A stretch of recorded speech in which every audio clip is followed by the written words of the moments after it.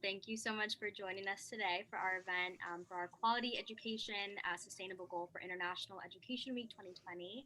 I'm very excited to be having Marymount's very own Dr. Elizabeth Langran and Miss Mary Gibson from the Education Department, which, may I add, is one of my favorite and I think one of the best departments at Marymount. And they're going to be talking about expanding educational access in Uganda through, more specifically, through the Arlington Academy of Hope. For those of you who are unfamiliar with the Arlington Academy of Hope, it is a nonprofit actually located right here in Arlington, Virginia, and their mission is to provide education in village communities in Uganda. So without further ado, I'm going to pass the baton over to Dr. Langren and Ms. Gibson. The floor is all yours, and thank you again so much for being here. Thank you. It's our pleasure. Thank you. And I'd like to say, hopefully this will be a little bit of a conversation as well. So we certainly welcome any questions from our audience, and we're happy to take the conversation in any direction. All right. Shall I share the screen? Okay.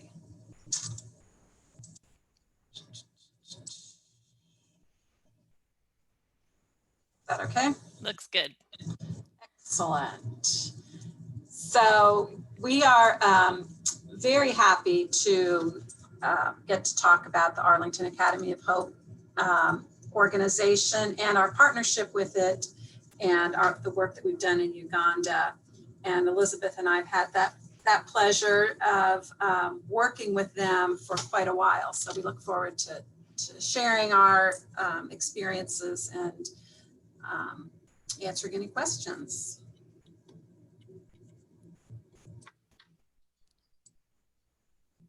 Do we need to do any intros?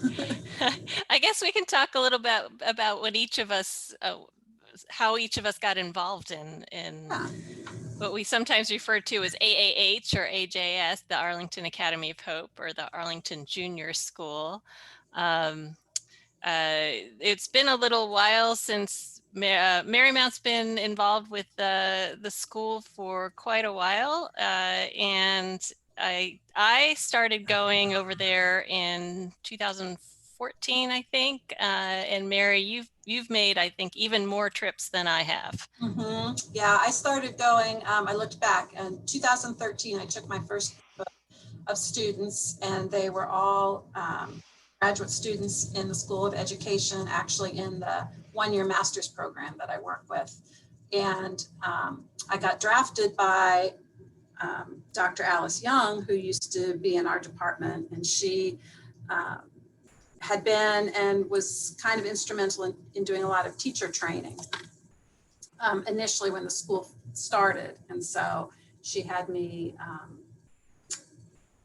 kind of get a group together to go over and continue the work and begin the work with students.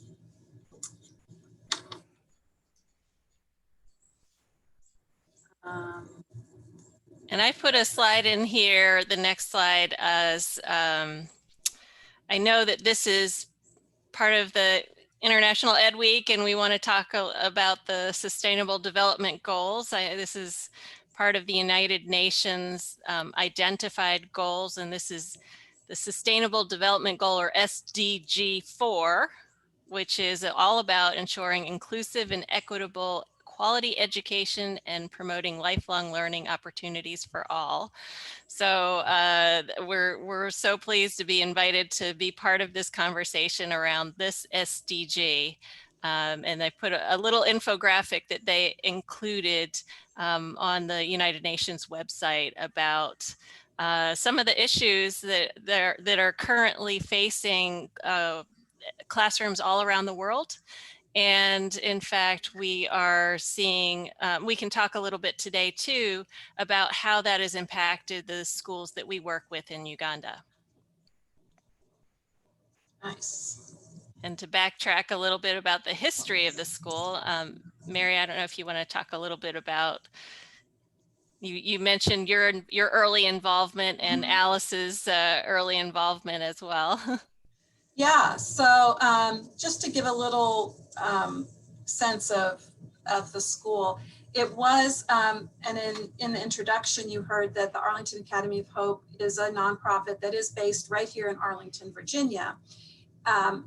However, all of the good work does actually happen in Uganda, and how this came about, how this partnership or this founding in Arlington happened was by the founders, John and Joyce Wanda, who are Ugandans. And I don't do their story justice in telling it, but the snapshot of their history is that Joyce won the lottery, as they call it there, for a visa to come to the US. And so she came and brought her husband along, and they came to the US with the intent of living here and on this visa. And they weren't really sure. They arrived at Dulles International Airport and had thought they would be going to Georgia, to Atlanta, because it was around the time of the Olympics, when the Olympics were held there. And anyway, the cab driver said, no, a better place to go would be Arlington. I think that's where you want to go. And so they decided they would, go on that recommendation. So they ended up in Arlington and then began raising their family here, and were very impressed and enamored with the way that the schools ran here, and the abundance of materials and supplies, and how small the classes were for their children. And so just the beauty of education, and thought that they needed to then bring this back to their little village in Uganda. And so that's how the start of this wonderful nonprofit currently called the Arlington Academy of Hope started, and then developed into much more than just a school. Do you want to? Yeah, in addition to teaching their own students in primary school, they recognize that you have to work with the entire village and the family, and it's a pretty wide-reaching approach that they have. So they work on providing food and making sure that the students get fed at school every day is a really big deal there. Many of the local area schools don't provide any food for their students. So they go home, they arrive hungry and they go home hungry, which is tough for learning. They have other projects that include putting in cement floors into the houses. This is based on the research that has indicated that you're going to have healthier people if you have a cement floor rather than a mud floor. And so they're trying to increase the health of not only their own students, but their families as well. Little things that we think of maybe like as a flashlight or solar lamp is a really big deal. They want to be able to continue reading and studying after the sun has gone down. And otherwise they're using a kerosene lamp, which of course uses fossil fuels and has other health impacts on the people around it, and is expensive as well. So not only at the school, but also at a number of outreach schools, they've been continuing to try to bring up the whole area. And I think, Mary, we'll probably have a chance a little later on to talk about the area too. I know you have a little map and a few slides. So, but it's a broad approach. And so looking not just at teaching strategies, but also at that's their approach. Our piece, of course, at Marymount, we stick to our lane, and we know that we can help them with teaching strategies. Their classrooms are really large compared to US classrooms. In the US, if you see a classroom with more than 30 kids in it, you think it's huge, but it's not atypical for even a 4th grade classroom to have 100 kids in it. And so Mary, helped me out. I think when we were at the outreach school last time, they had like over 1,000 kids and just a handful. I can't even remember how many, just a handful of teachers. It was maybe, I don't know, 7 to 10. Yeah. Probably not more than a dozen teachers managing, around 1,000 students. So, and not necessarily always showing up every day. The teachers, often students may show up, but no teacher. So there's that balance too. Yeah, and there's a lot of absenteeism in the students too at some of the outreach schools as well. The 1st grade, they're called primary 1 over there. We'll have hundreds of students enrolled in it, but by the time you get to the 7th grade, the numbers have dropped drastically, and you might have a few dozen. And that's typical of the region. However, the Arlington Junior School that was started as part of this project is a very different story. So they have limited the size of each class to 50 students, which to us still sounds huge, but for them that's small. And so the teacher-student ratio is very different. And when you have a very large classroom, if you have 75 4th graders, and you don't have books and you don't have anything other than a chalkboard and a couple pieces of chalk, it makes a lot of sense to do rote learning. Doing a lot of call and response and that kind of thing makes sense. However, if you can, we know that there's a lot of disadvantages to that type of learning. And if you can manage to have smaller classrooms and manage to do collaborative learning and things like that, the learning is that much more powerful. So Mary, I'll let you talk about some of the things that we tried to do in our little project here. I do, just before we go to the next slide, just want to point out, I did put the Uganda's website there, and there's a great video on that site. It's a little bit older, but it does do a nice comparison of your traditional Ugandan schools and then comparing it to the instructional and educational setting that they have established at the Arlington Junior School. So anybody who's looking for some additional information and to actually see it, you can go to the website and watch that video. So just to point that out. Was I talking about our project? Was that where I was going next, Elizabeth? Yes, that's where you were going next. So yeah, we have really, as Elizabeth said, the whole idea of getting the students involved in their learning and in their work, we know from our own teaching is really powerful. And so wanting to bring that to the Arlington Junior School and the schools surrounding it really became important for us. And so we started looking at how can we not only work with the teachers at the Arlington Junior School, but also sort of carry this this training out into the surrounding areas. We went on sort of a dual approach. So we go and do some workshops with the Arlington Junior School teachers who have been a really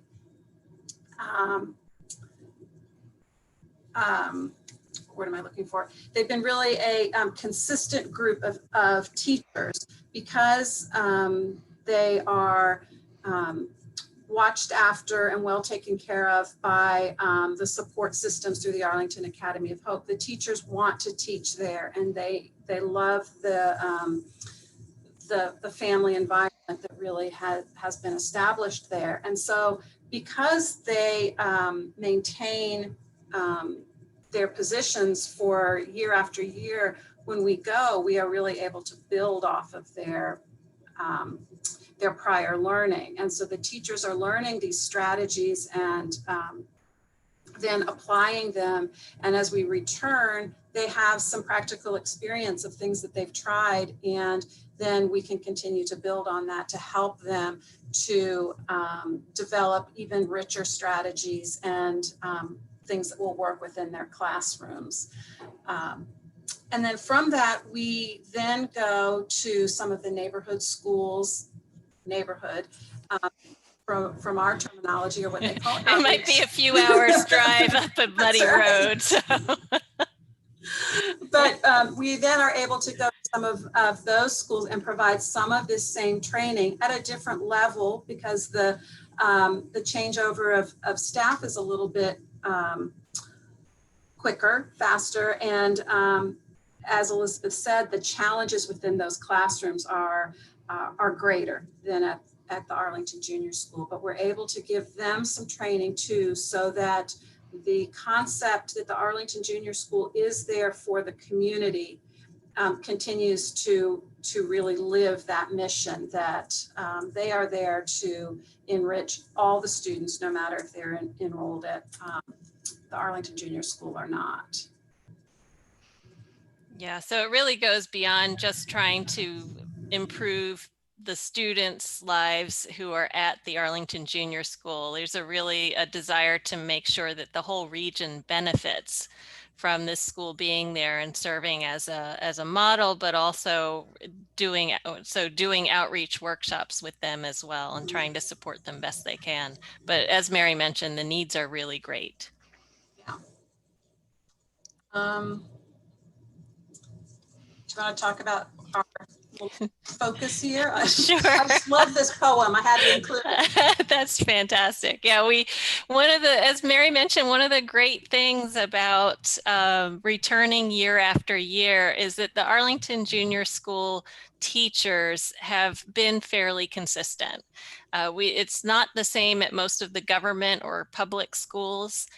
There's higher turnover, and so frequently you have to start over again with a brand new trainee if they're sitting in on your session. But if you are working with the same group year after year, and they remember things and they apply things, and we're actually in the process of collecting some data to see how much they are able to retain and apply in between our visits. But active learning strategies, this is something that we take for granted in the US. It's very common to have cooperative learning, or where the kids are actually doing a lot of talking, or pair and share. These are models that we see all the time. As I mentioned earlier, in a very large classroom of 100 kids, it's unusual to see this. And so asking the teachers to adopt a brand new way of teaching is a tall order. They haven't seen models of it. So it's challenging to try to change your teaching practice, even whether you're a new teacher or an experienced teacher, to something you really haven't had a lot of experience even observing. But I have to say, the enthusiasm among the Arlington Junior School teachers is amazing. They are energetic, they're great, they've been embracing it, they get it. And they've been able to see how it's benefited both them as a teacher and the students. So this is a great little product from one of our, I think we offered them some choices on how they wanted to reflect on what they've learned about active learning. So we have some wonderful poems here. And I think too, another to it is that we have begun to, as we go out to the outreach schools, we have started to take some of the AJS teachers with us to participate in the teaching of the outreach school teachers. And so they bring another lens to those teachers. One, to say, here's how it does work in our community. Here's how it does work with the Ugandan curriculum. And they can really be a sort of a testimony to say, we've tried this, here's how it works. Here's a great way to do it with your 100 students in your classroom. And they've just added a wonderful layer to that we've been able to do, because they can bring very much boots on the ground type reflection and examples to the teachers that we might, though Elizabeth and I've been there a number of times, though we don't really carry quite the same credential as I think those do. So that's a really good point. And, you know, we're trying to figure out ways of making this really sustainable. Mary and I are thrilled to go back every year, and we want to continue that. But we also recognize dropping in once a year, especially with the outreach schools, has limited impact. And as a teacher, to change your practice, that is something that requires change over time. And you can get spurred on. It's like when you go to a conference, you get really inspired and fired up, and then you get back to the drudgery of your day-to-day work life, and you forget sometimes about some of those great things that you picked up. And so in order to have, you know, Mary mentioned all those really great reasons to involve some of our Ugandan teachers in the training, mostly because they've had experience with teaching Ugandan students and we have not. And so giving them the ability and to do the teacher training. So we actually have been folding them into delivering the training at the outreach schools. I don't know if you want to say anything else about that, Mary, but it's been a great way to build up their own leadership skills, and I have a lot of hope for maybe continuing this work somehow. absolutely, yeah. No, just the only other thing later on is that we started out, both Elizabeth and I, taking students, our education students, as part of education coursework, and that will continue. Hopefully, as our ability to travel opens back up. But we, a couple of years ago, decided to add in some local teachers because we were getting a lot of our alums who had gone as students and other people interested in being a part of this project, a part of this work. And so we are now taking not only Marymount students, but including some practicing teachers from neighboring schools and school divisions to join us and go with us. And it just sort of then adds just another layer of learning and teaching for all the participants. So right. A little bit on the goals sort of that we had for taking these groups over. Yeah, so from the Washington, D.C. area, we had last year, the last time we went, we brought teachers who were fairly experienced in their careers, and we had some alumni attend also, and we brought some Marymount students. So it was a really wonderful mix of folks that we were able to bring. And I guess we'll talk a little bit about the trip itself. And this is, I know Mary included a map here, and the arrow there, the key is Mbale. And the school is not in Mbale, it's outside of Mbale. It's very close to the Kenyan border, and it's up the side of Mount Elgon. And so these kids, their first step, I always say their first steps are either uphill or downhill. They're really good at running uphills and downhills, and they make you feel fairly incompetent when you're trying to go hiking with them because they're just running around, and it's very funny to go on a hike and have a fourth grader, a third grader, some kind of elementary school kid helping you out. You're so used to looking out for them, Yes. and they're the ones looking out for you. And usually their hiking is without shoes too. Yes. At most, along. Yeah, at most flip-flops or something. Mm-hmm. Yeah. But it can be dry and dusty when there hasn't been rain. It can be very muddy and almost impassable when there has been rain. And they do have rainy seasons. They have 2 rainy seasons a year, which is has enabled the region to be very agricultural. There's a lot of subsistence farming, so people can grow their own food, and it can be very lush and green. And that is wonderful unless the rains don't come.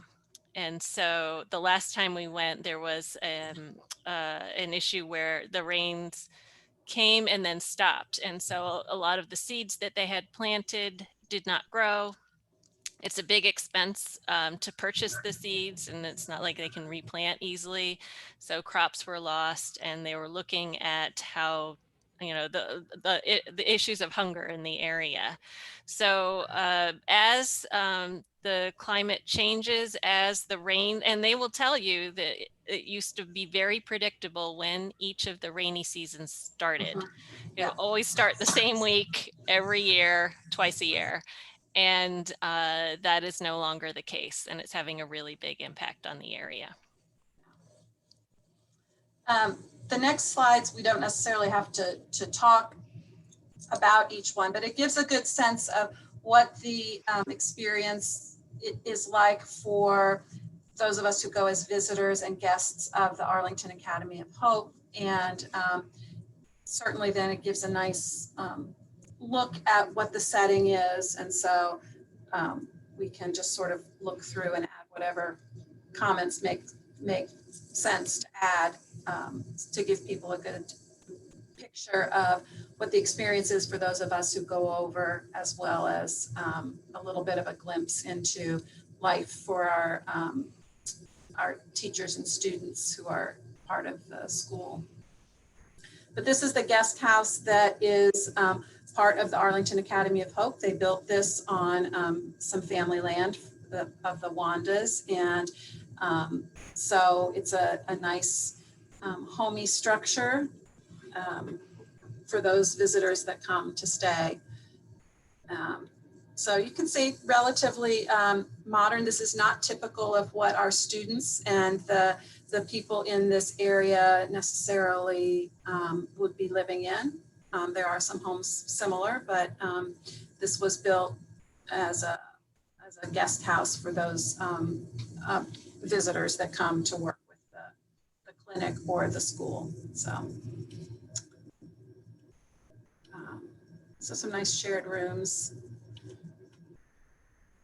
This is the back where you can see the water tank that, if we're there in a rainy season, we hope is full of water, so that there would be some water for bathing. But as Elizabeth said, if the rains don't come, then there are other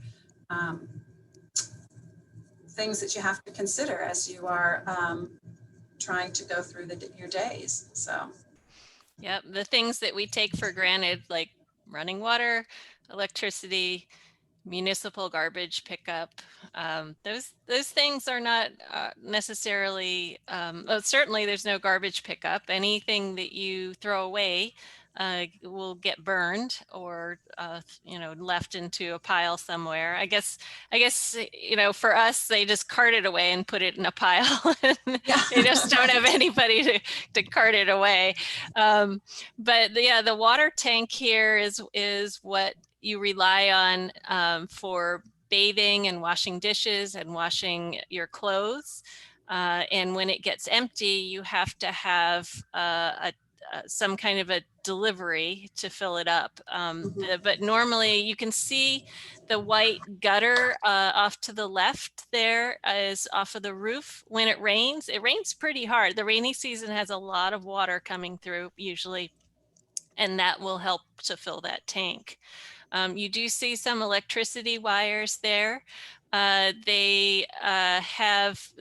is electricity to the area, but it is up a main road, and if the power gets cut somewhere down the road, the power goes out. And that's very frequently an occurrence when it rains.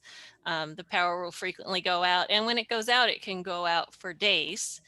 And in fact, there was an issue with the power company not coming to repair the power lines at one point, and they were out of power for 9 months.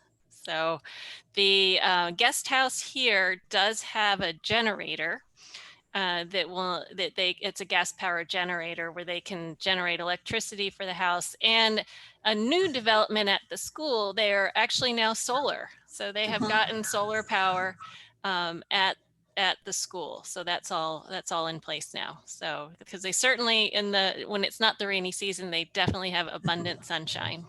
Yes, for sure. So nice. So this is our commute to school. As Elizabeth talked about, the climbing and the dirt roads, you can imagine if it was raining and really muddy, what that walk would be like. But we are off to a beautiful view as we walk up the hill to the school. We might call it a mountain, but this is a hill. So, but it's just beautiful. It really is. But you'll see third graders or first graders even walking to school by themselves. Sometimes there's a couple of them that'll walk together, but they will walk sometimes a couple of hours to get to school. And then the return trip, obviously, at the end of the day. But they do it with joy and anticipation to get to school. They're excited for their journey. So just an idea of this would be what the teachers would eat during lunchtime, what they would serve to us. Obviously beans and rice, so a very much a plant-based. This was a special occasion since we were visiting, so there was a little bit of meat included. And this is one of their main products that is served. It's, Matoke. Okay, thank you. They were out of practice. I know. It's been a little too long. Matoke, which is a similar to, it's in the banana family. So in that type of, it's a fibrous type plant that is cooked and then mashed. And that's a big source of nutrition for the people in that area and very much enjoyed and loved by the people there. So the people in that village. We just got a question from someone and just wanted to make sure that it got asked before we move on, since it does tie into what you're speaking about or what the last slide mostly was talking about. We want to know more about the solar power in the school and how that works during the rainy season. Can they harness the power from the non-rainy season? Is it something that's stored, or how does that work? So the solar is brand new. So we haven't been over there since they put it in, but there are other places that have solar power that are, they generally don't have a lot of storage. So may rely on gasoline backup or may and it's not as if there's zero sunshine during the rainy season. There are some places in the world where when it starts to rain and then it doesn't stop raining for months. When I lived in Morocco, it was like that, but here it's very frequent that you'll have the rains coming in the afternoon and continue in through the evening, so you could get some daylight hours in the morning that will power it. But they're also very used to not they're used to not having power, so they have a lot of workarounds.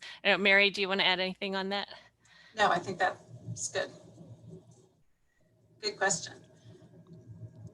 So you can see happy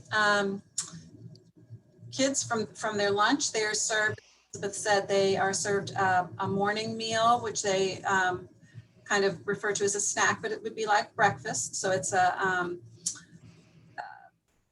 grain, kind of like an oatmeal cereal, a hot cereal that they eat in the morning. And then they are served lunch, which is unusual for the majority of rural schools in Uganda. So they get, and sometimes when they go home, that might be their final meal until they come back to school the next day. But it's a well-balanced, hearty meal that will keep them going, both for health and for learning. So It's hard to teach hungry children. That's right. Yeah. So, and they do have a coordinator. The Arlington Academy of Hope hired a graduate from the Arlington Junior School who then went on to secondary school and university, and she coordinates the activities of any of the volunteers that come to the school. So it's been very exciting because we are just now seeing our first university graduates from the students who went to the primary school here. So they have made it through secondary school and university, and there are quite a number of them who actually returned to the area. Some of whom got jobs working at the school, and some are just volunteering at the school. It is similar to a lot of other countries in the region where the youth population is very large. The majority of the population of Uganda is similar to other countries in the area where 50% of the population is, depending on which country, but around 50% of the population is under the age of 25 or thereabouts. And so unemployment, even with a university degree, can be a problem. So that is another hurdle that they're trying to face now that they're starting to get their first crop of university graduates out there.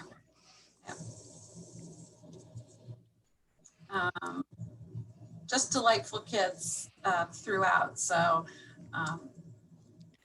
and that's one of the things that when we bring people over, when we bring Marymount students or our DC area teachers over, they remark on how much the kids love school. And it's a really happy place for them. I think it's aptly named the Academy of Hope. In that it does give them a sense that they're special, that somebody cares for them, they're being taken care of. It's a great alternative to doing chores at home because, if they're at home, they're not going to be sitting around the house or playing with their friends. They're going to be working. They're going to be helping out with the farming or the market. So kids are helping their parents out and their extended families out when they're not learning. So, but there's a lot of smiling faces you see there. there are. That was a great picture, Mary. That was a good one. Again, we won't go to these links, but there are on the Arlington Academy of Hope's website some great blog posts and student essays from when the school was shut down due to the pandemic. And so just some good about volunteer experiences that I posted here are about Marymount's work with Arlington Academy of Hope. And then the student essays are on a range of things.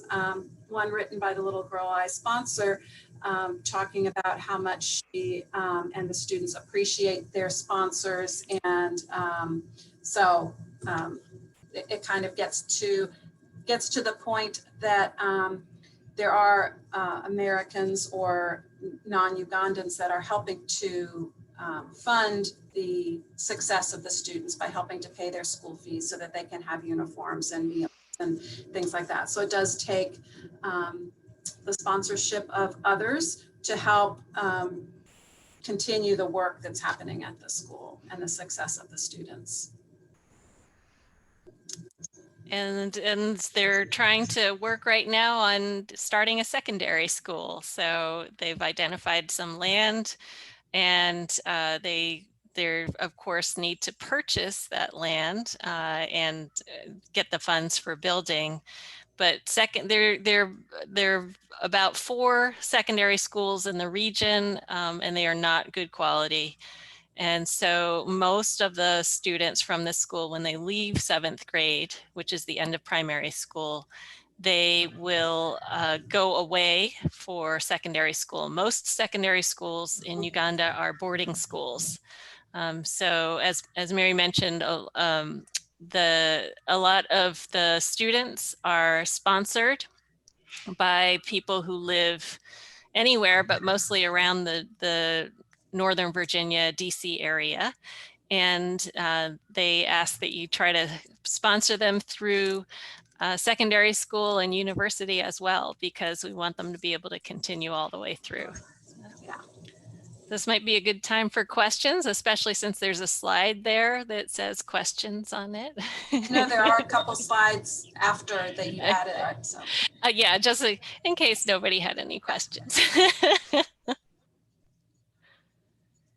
And we can also talk a little bit about, we were chatting before we started recording about the impact of the pandemic on the school and kind of how they're dealing with that. So that was a decision made by the Ugandan government to close down schools back in probably March, like everybody else. And they have been trying to support them through packets of materials. Of course, photocopying is not something that's easy to do there. If they need to get I remember when I was there once, the photocopier was broken and they needed to get somebody from Kampala to come to fix it. And Kampala is a half day's drive on a good day. And so it's no small, it's not like you can just run off these sheets very easily, but they've been trying to have work for the kids to do at home. And teachers are delivering them to their homes. So making that hour to 2 hour walk a couple times a week to carry the work to them and collect the work and bring it back so teachers can grade it. And so you can imagine the dedication of the teachers to also be going to find their students and bring the work. And they're going to start, the 7th grade students are going to start coming back in small groups of 15. And so it's most essential for them to keep on target because they have what they call the primary leaving exam. And so we're all very familiar with the standards of learning exams that we have here in the US, but these are really high stakes because it determines where you can go to high school and it determines the success of the school. A lot is, unfortunately, a lot is weighted on these test scores. So they want to make sure that they prepare them the best they can because these scores will impact what they can do next. And they were also doing some teaching over the school closing over the radio because obviously the internet is not a common is not commonly available in the homes, and so they were doing more via radio, though that was at the national level rather than each individual school being able to provide their own instruction. But there was at least an attempt to get some teaching to people via the radio. Yeah, and that's a really good point, Mary, that they actually have a national curriculum. So that enables them to do something like that better than something where each school is teaching something different. But they have a national curriculum, so through radio support. And new to the area, they reached an agreement with one of the mobile phone carriers to provide some internet access at the school. So that's pretty new. And internet did not exist up there. The most you could do on a good day is if you held your phone at the right place, you could maybe download your email messages. But that was, if all the stars aligned, you could maybe do that. But that was about it. But it's been kind of improving a little bit through the years we've been going. We have noticed changes. Over even the short period of time that we've been going, I've seen more mobile phones. Yeah. Some of the teachers have their own computers now. That didn't happen before. I think the first time I went, I would have been surprised if a teacher had a computer. So things have changed, and they're starting to get online more, and maybe even delivering a little bit of instruction online. So I know that was something in one of their emails that they had sent recently that I'd like to find out more about. Yeah, absolutely. We have time for more questions. Are there any other questions out there? Yes, well, I actually have a question for you all, and thank you for presenting and for telling us more about this amazing collaboration that you all have and this NGO that you have. I wanted to know what lessons you have brought back to the US, just because it is this nice exchange of ideas on education and everything. What lessons have you brought back to your own classrooms? What are some of the greatest lessons you've learned by doing this project, would you say? Or not this project, but this collaboration, this just amazing experience?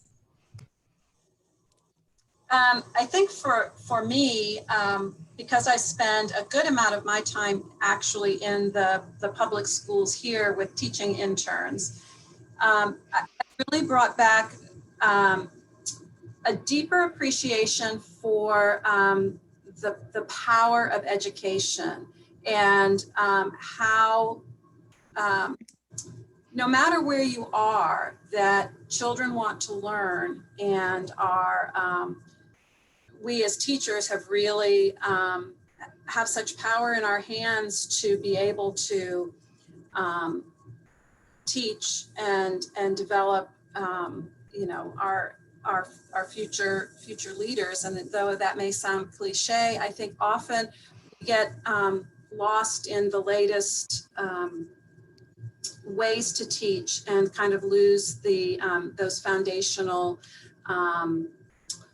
beliefs that we all have had, which is what has brought the majority of people into education and into teaching. And so you really get to the beauty and the power of education and instruction, and to be able to kind of ground myself in why it is that I believe strongly in education and in doing that to the best of our ability. I think I then become a better trainer of teachers and proponent of teaching and learning. Agreed. Yeah, I think, and one of the things that has amazed me about this is how much a project like this can make a difference in a community. And it was just started by two people. I know that John and Joyce Wanda, you know, they had support of a lot of other people and they had funders and things like that, but they had a vision. And I've lived on the continent and done a lot of work over the years in various parts of Africa, but to be able to see how they can truly make a difference in a community, like that community is transformed through this project. There is absolutely no doubt it is a different place than it was, and we continue to see its impact, but it has changed a lot of people's lives. And even if only one child from a family goes to this school, they are teaching their siblings. They are teaching their parents sometimes, Yep. and it increases economic opportunities. And it's, you know, sometimes you donate money to a cause, you never know like where it actually goes or if it makes a difference. And because I've been able to see the other end of it, I can tell you that this actually truly does make a difference in this community. So it's really inspiring that way. And so the question, I had to circle back to the question, was about in my own classes. And I certainly I do comparative educational systems in my cross-cultural and international education course. But I think also I try to weave through a lot of teaching kids how to be agents of change, and working for positive change, and to just see stories of where it's been successful, I think is inspiring. Mm-hmm.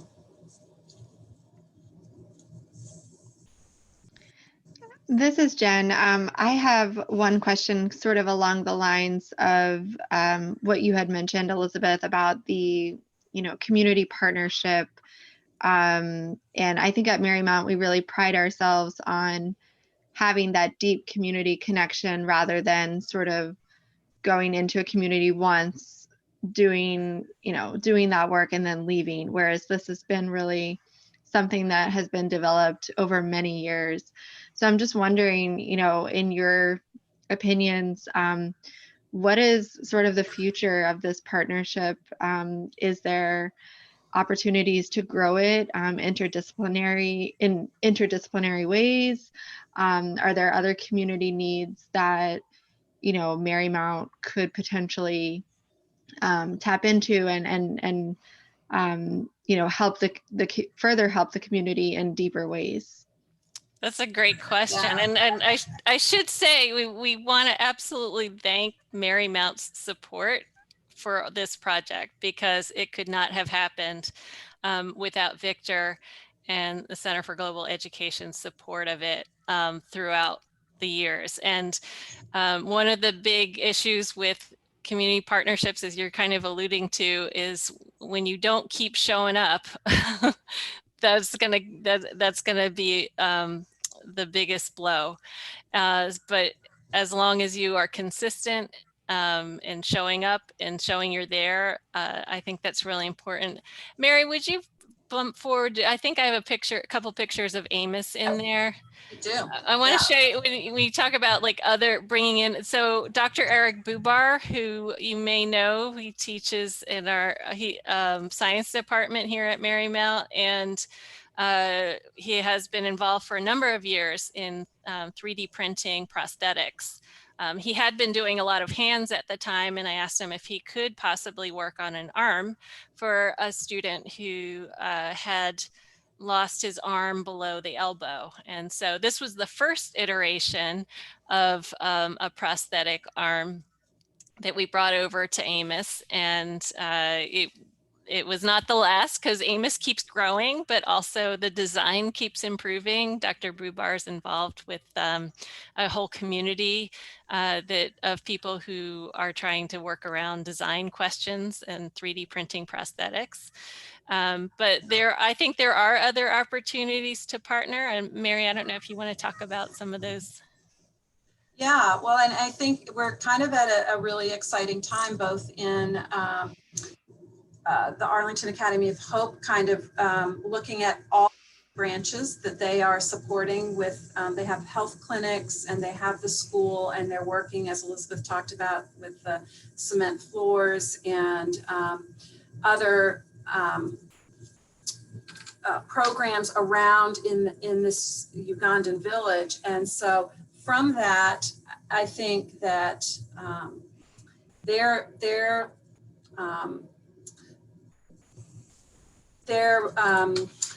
wanting to support other areas is growing. And with our sort of restructuring of our colleges here at Marymount, I think more direct work that the education department is going to be able to have with other departments within our university can then highlight the work that's happening and sort of help us to grow other possible ways to partner with them. So I think it looks like I don't know if anyone else has any final questions, but if not,